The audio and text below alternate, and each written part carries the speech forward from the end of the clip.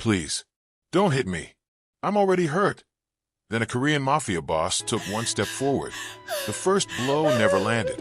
It hovered in the air, a man's fist shaking inches from her face, close enough that Naomi Carter could feel the heat of his skin, smell the sour bite of alcohol on his breath. The narrow corridor behind the restaurant kitchen felt like it was closing in on her, walls sweating grease and years of neglect. The ceiling fan rattled above them, slow and useless. Please. Her voice cracked before she could stop it.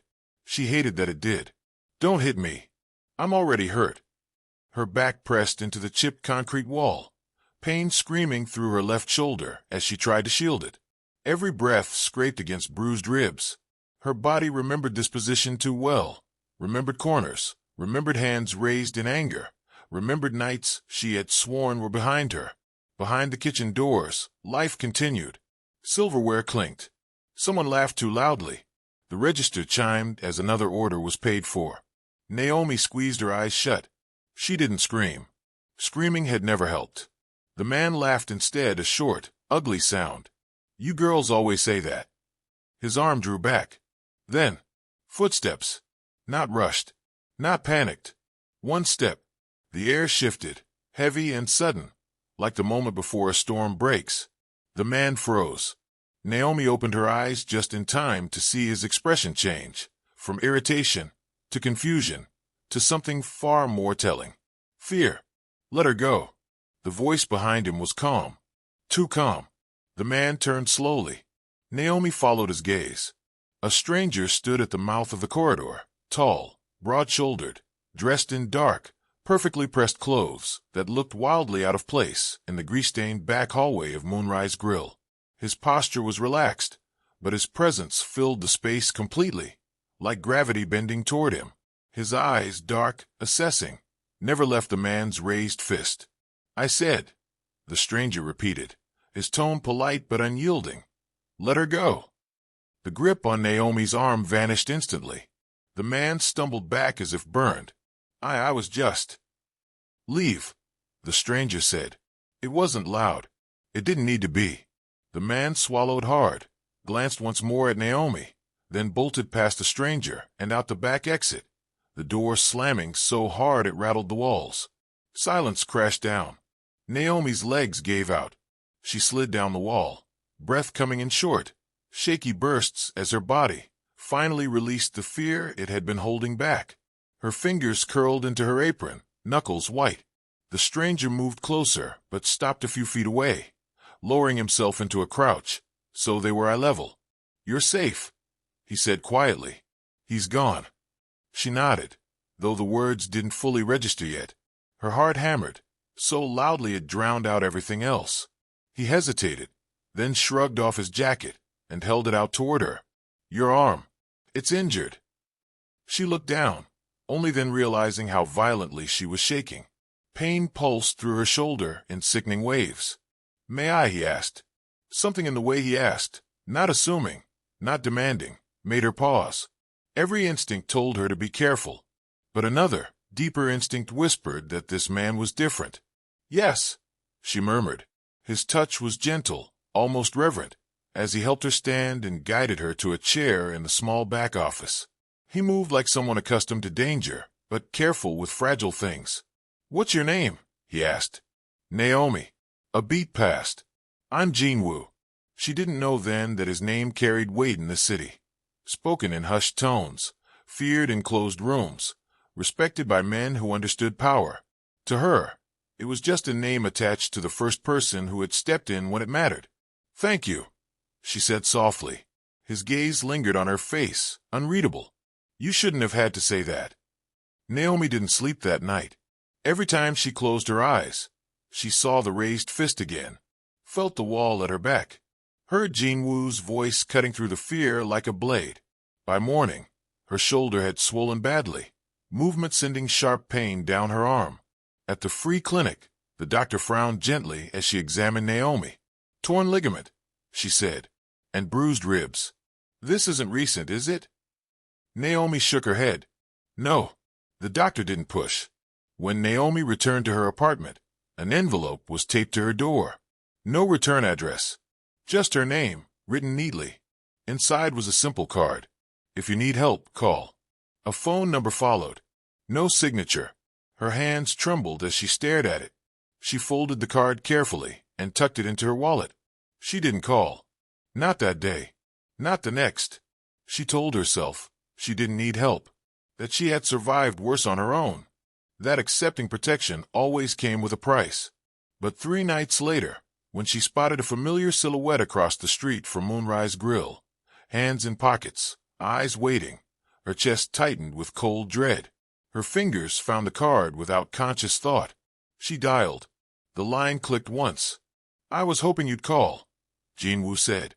Naomi closed her eyes, relief and fear tangling together in her chest. "I think," she whispered, "I'm in trouble." The offer she never wanted, the car that arrived for Naomi, was not what she expected. It wasn't flashy. No tinted windows or roaring engine.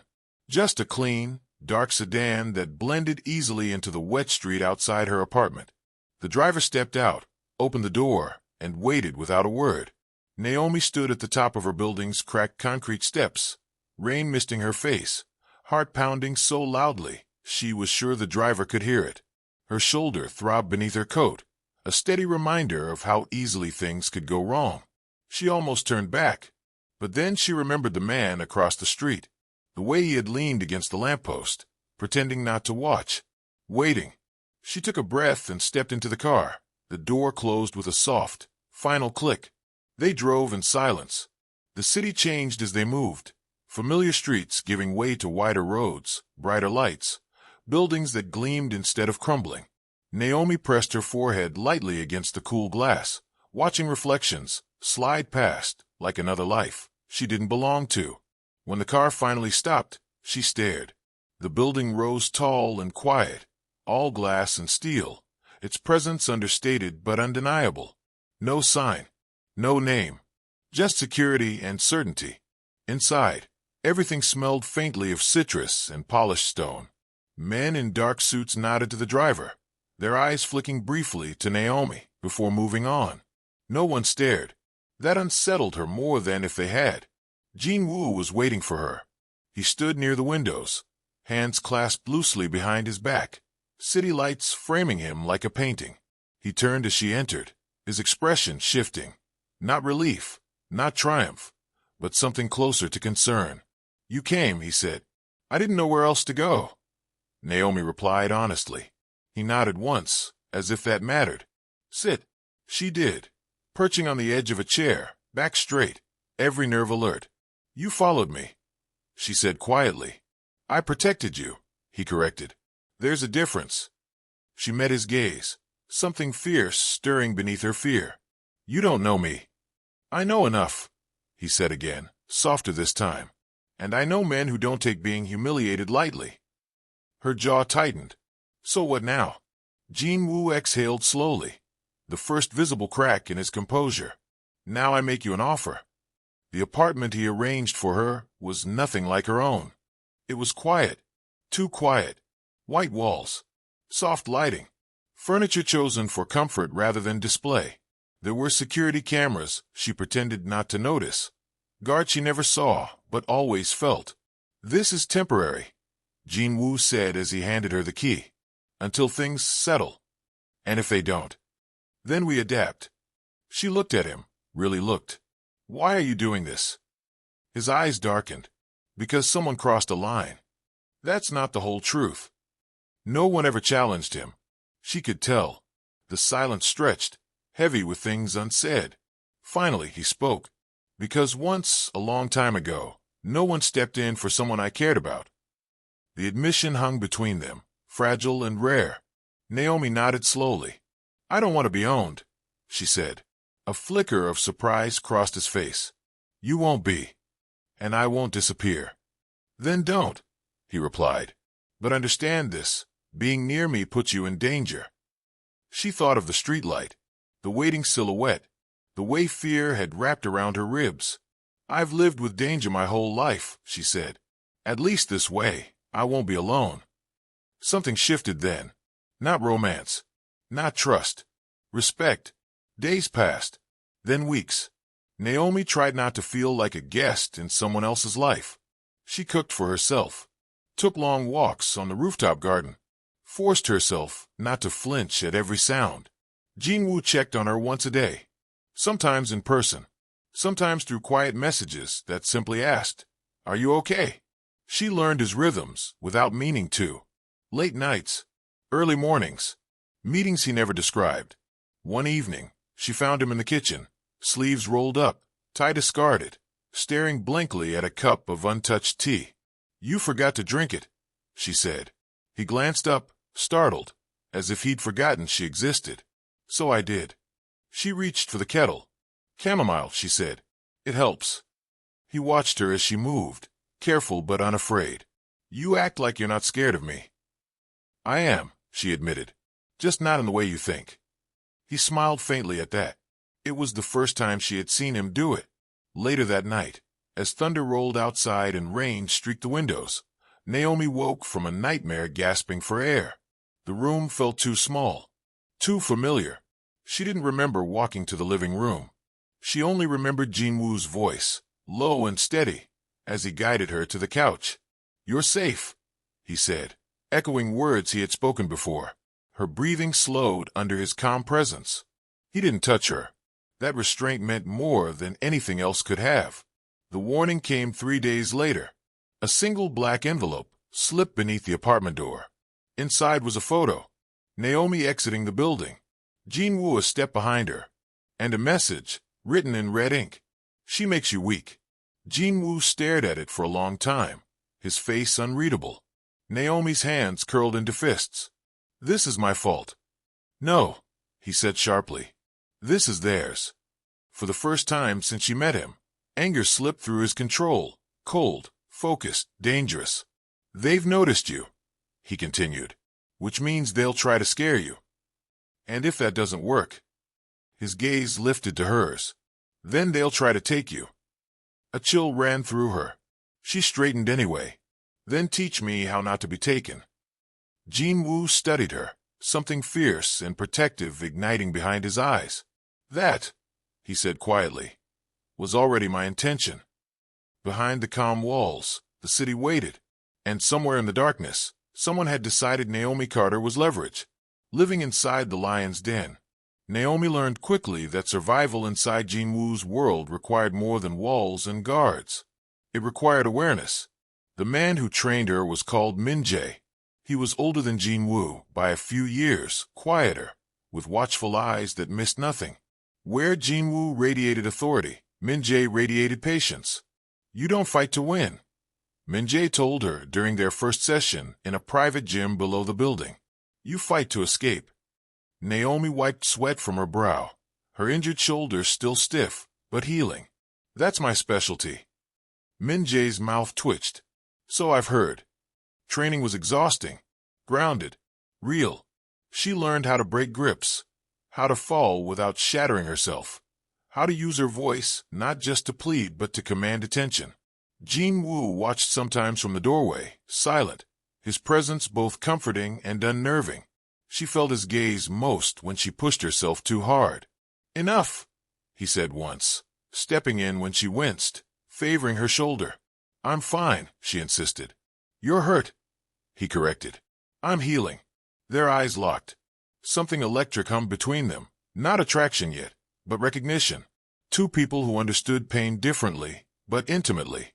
That night, Naomi noticed a change. Jinwoo ate with her at the table instead of standing by the window. He asked about her childhood, listened when she spoke about her mother's laugh, about working her first job at 16, about learning early that survival meant silence. "I didn't grow up with silence," he said after a while. "I grew up with noise, violence that announced itself." She studied his profile. Which is worse? He thought. Silence teaches you to disappear. Violence teaches you to harden.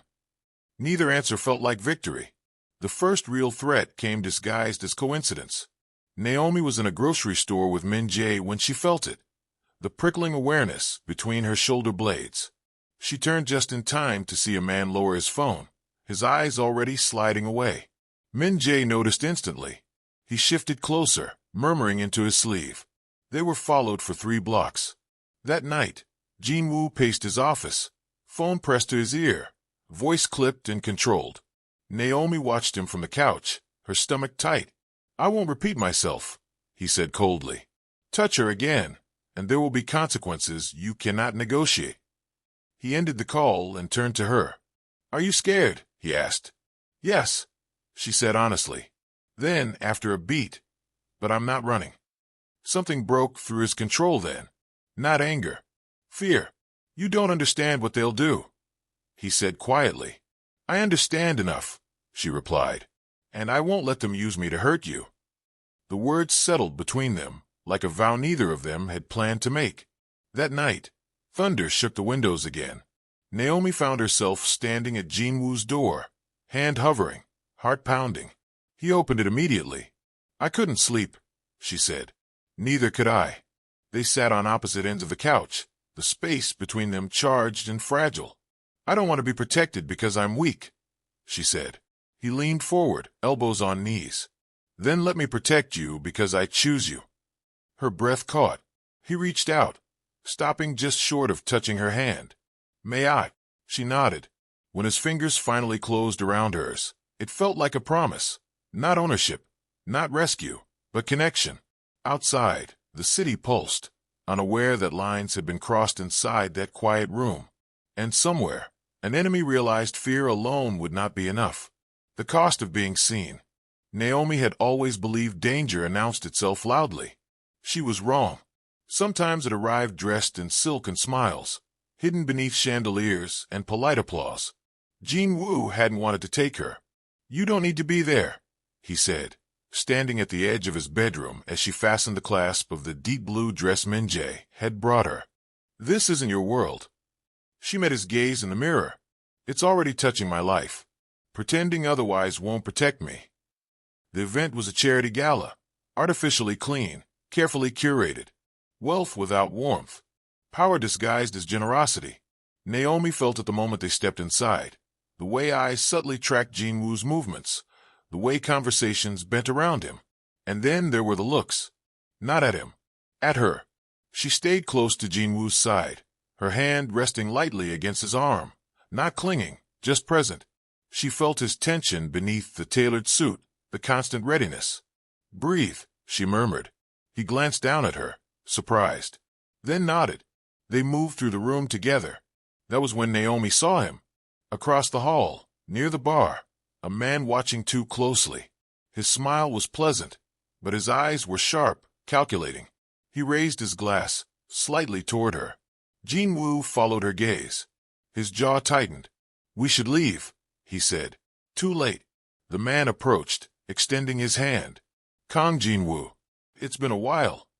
Jin-woo didn't take it. Long enough. The man's attention shifted to Naomi. "And you must be the reason he's been so distracted." Naomi straightened. "I'm Naomi." "I know," he replied smoothly. "You've become quite the topic." Before Jin-woo could intervene, Naomi spoke. "I won't be," she said calmly, meeting the man's gaze. "I'm not leverage. I'm a person." A flicker of amusement crossed his face. How refreshing. Then he leaned in, voice low. "Let's see how long that confidence lasts." Security moved in subtly. The man stepped back, unbothered. The damage was already done. The threat came 2 nights later. Not to her. To Moonrise Grill. Naomi arrived to find police tape and shattered glass. Smoke still lingered in the air, acrid and bitter. Her chest constricted. "No. No, no, no." Jin-woo's hand landed on her shoulder, grounding but heavy with guilt. "They sent a message," he said. Her hand shook. "They hurt people because of me." "They would have done this eventually," he said. "You're not the cause." "But I'm the excuse." She pulled away, pacing, anger finally overtaking fear. "I won't hide anymore. I won't be a shadow." Jin-woo caught her wrist gently. "Naomi, I choose this," she said fiercely. "Just like you choose your world. Let me choose how I stand in it." For a long moment, he said nothing. Then he nodded. "Then we do this together." That night, for the first time, he told her everything. Not details. Truths. about the cost of leadership, about the lives tied to his decisions, about the loneliness that came with control. She listened, held space, didn't flinch. When he finished, his voice raw, she rested her forehead against his chest. "You're not alone," she whispered. His arms came around her slowly, carefully, like he was afraid to break something sacred. And in that quiet, surrounded by danger and choice, something unbreakable formed. Outside, the city watched, and the enemy prepared to strike harder. When fear turns into fire, Naomi stopped asking herself why this was happening. That question had never led anywhere useful. Instead, she asked what now.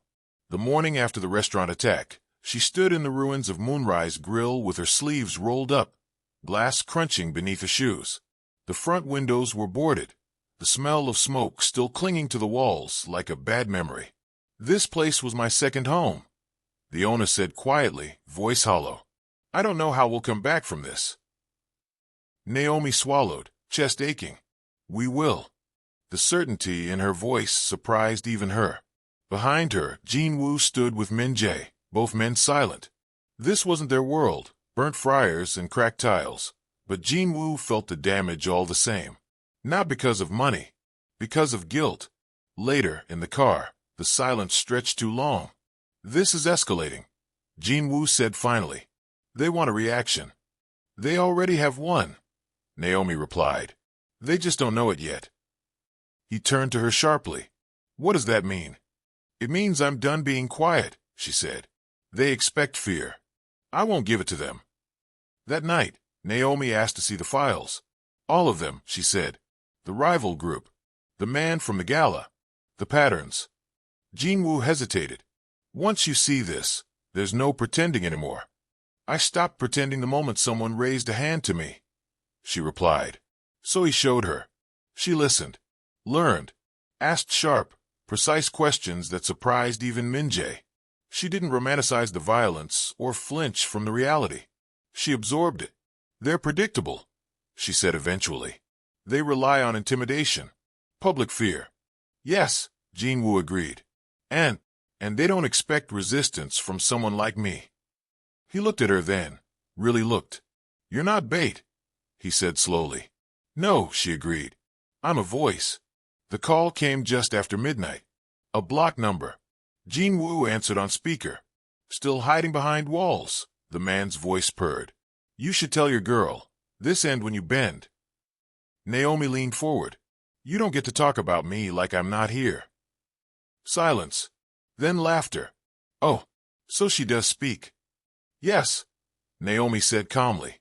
"And I'm done listening." The line went dead. Min-jae moved instantly. "They'll come tonight." Naomi stood. "Then I won't run." Jin-Woo grabbed her hand, fear breaking through his control at last. "I won't lose you." She squeezed his fingers. "You won't, because I'm not disappearing." The attack came fast and loud, tires screeching, shouts echoing in the parking structure below. Chaos tried to bloom, but they were ready. Naomi didn't hide. She stayed where Jin-Woo could see her, grounded, steady. When fear surged, she breathed through it, remembering every lesson, every choice she had made. And when it was over, when sirens cut through the night and shadows scattered, she was still standing, alive, unbroken. Jin-Woo crossed the distance between them in 3 strides and pulled her into his arms. No restraint left. His voice was rough against her hair. "Never do that again."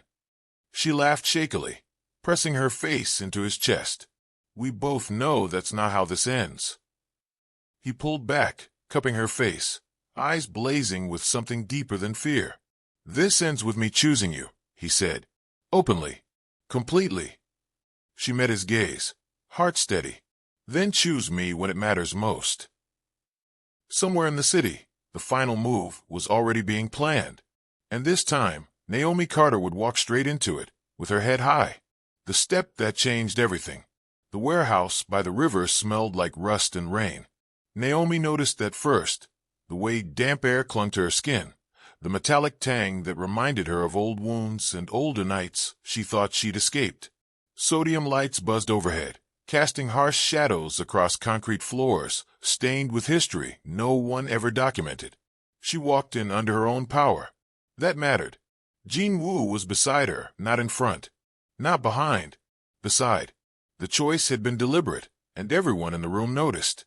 The man from the gala stood near a folding table, hands clasped as if hosting a meeting instead of orchestrating terror.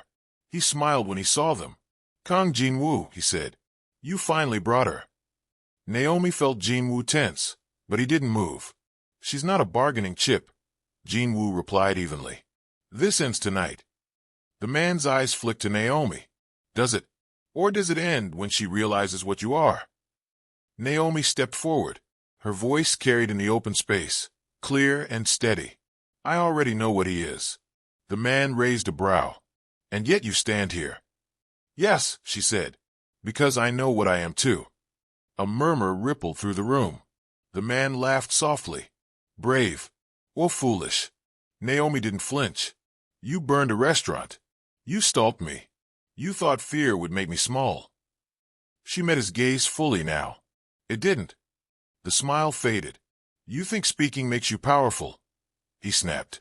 "No," she replied. "Choosing does." Jin-woo finally spoke, his voice low, dangerous. "You wanted my attention. You have it. This ends now." The man scoffed. "Kill me then. See what follows." Naomi turned to Jin-woo. Their eyes met, a lifetime of unspoken understanding passing between them. "Don't," she said softly. "Not like this." He hesitated. That hesitation changed everything. Naomi turned back to the man. "You lose tonight," she said. "Not because of violence, but because you failed to break me, and because every move you made is documented."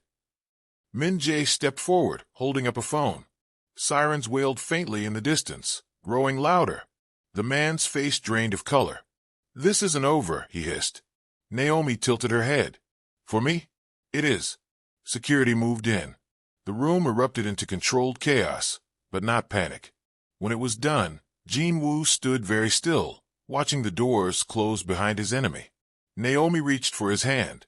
He turned to her, eyes raw, stripped of armor. "You shouldn't have had to do that." "I chose to," she said, "just like I chose you." The words hit him harder than any threat ever had. In front of everyone, his people, his world, Jin-woo Kang stepped forward. One step, the same way he had that first night. "I won't hide you," he said clearly. "I won't pretend you're a weakness. You're my partner, and anyone who comes for you comes through me." Silence followed. Then respect. The city felt different afterward. Quieter. Lighter. Naomi returned to Moonrise Grill when it reopened, sunlight pouring through new windows. She worked fewer shifts, laughed more freely, stood taller. Jin-woo still carried shadows, but now, he carried them with someone who saw him fully and stayed. Some nights, they sat on the balcony, the city humming below. "You stepped forward," Naomi said once, leaning into him.